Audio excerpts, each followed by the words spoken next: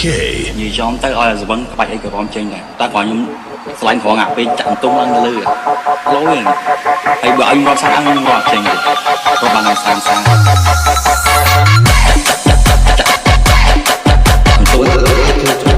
DJ and Mix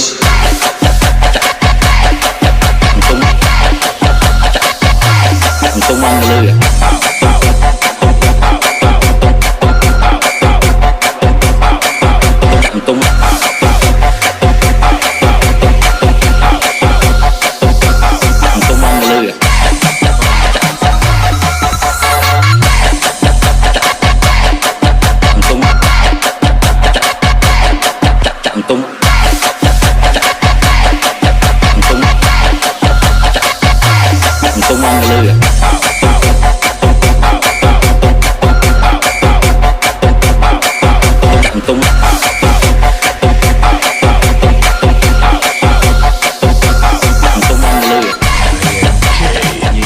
លើសវឹងក្បាច់អីក៏រំចេញដែរតែគាត់ខ្ញុំ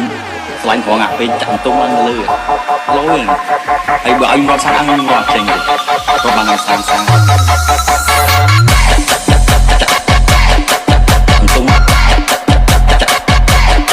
ចាក់ទុ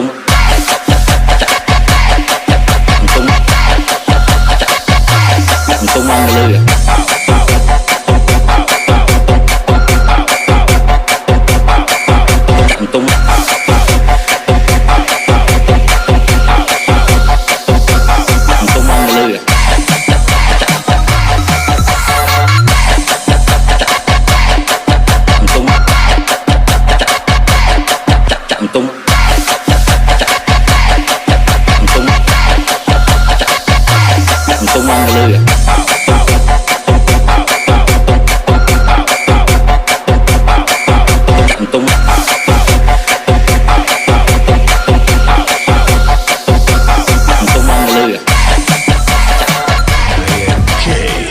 ទៅឲ្យសវឹងក្បាច់អីក៏រំចេញដែរតែគាត់ខ្ញុំ